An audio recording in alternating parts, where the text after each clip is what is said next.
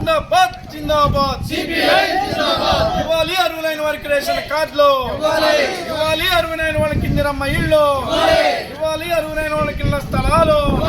CPI జిందాబాద్ జిందాబాద్ CPI జిందాబాద్. జయప్రదం చేయండి CPI ప్రజా చైతన్య యాత్ర. జిందాబాద్ జిందాబాద్ సిపిఐ జిందాబాద్.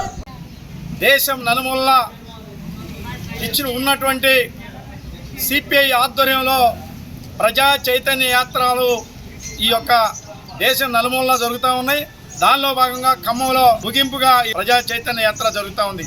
దీని యొక్క ముఖ్య ఉద్దేశం బీజేపీ అనుసరిస్తున్నటువంటి ప్రజా వ్యతిరేక పాలన పైన, అదేవిధంగా ఈ యొక్క రాష్ట్ర ప్రభుత్వం ఎన్నికల సందర్భంలో ఇచ్చినటువంటి హామీలను అమలు చేయాలనే దాని మీద, అదేవిధంగా ప్రతి పేదవాడికి ఇల్లు లేనివాడికి ఇళ్ల స్థలంతో పాటుగా ఇందిరమ్మ ఇల్లు, డబుల్ బెడ్రూమ్, అదేవిధంగా తదితర సమస్యలపైన ఈ యొక్క ప్రజా చైతన్య యాత్ర జరుగుతూ ఉంది.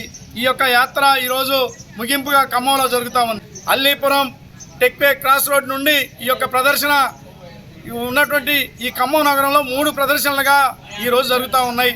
3లో ఇదొక ప్రదర్శన అల్లీపురం క్రాస్ రోడ్ నుండి మన మసీద్ సెంటరు, జడ్పీ సెంటరు, నిజాంపేట ఇవన్నీ తిరుగుకుంటా భక్త రామదాస్ కళాక్షేత్రంలో వెళ్ళటం జరుగుతుంది. అక్కడ ముగింపు మహాసభ ఉంటుంది కాబట్టి, అదేవిధంగా ఈ యొక్క ముగింపు సభకు మన రాష్ట్ర కార్యదర్శి, అదేవిధంగా కొత్తగూడెం శాసనసభ్యులు కామెడి కోనమనేని సాంబశివరావు గారు, ఆయనతో పాటుగా జాతీయ సమితి సభ్యులు భాగం హేమంతరావు గారు, జిల్లా కార్యదర్శి కామెడి దండి సురేష్ గారు, సహాయ కార్యదర్శి జితేందర్ రెడ్డి గారు, అదేవిధంగా తదితర సంఘాల నాయకులు కూడా పెద్ద ఎత్తున సిపిఐ పార్టీ సభ్యులు, సానుభూతి పరులు, సీనియర్ నాయకులంతా ఈ యొక్క సభలో పాల్గొంటూ ఉన్నారు. అదేవిధంగా ఈ యొక్క ప్రజా చైతన్య యాత్రలను విజయవంతం చేయాలని ఈ యొక్క కొత్తగూడెం 14-15 డివిజన్లకు సంబంధించి ఈ కొత్తగూడెం నుంచి సుమారు ఒక 200 మంది ఈ యొక్క సభలో పాల్గొనడానికి బయలుదేరాం.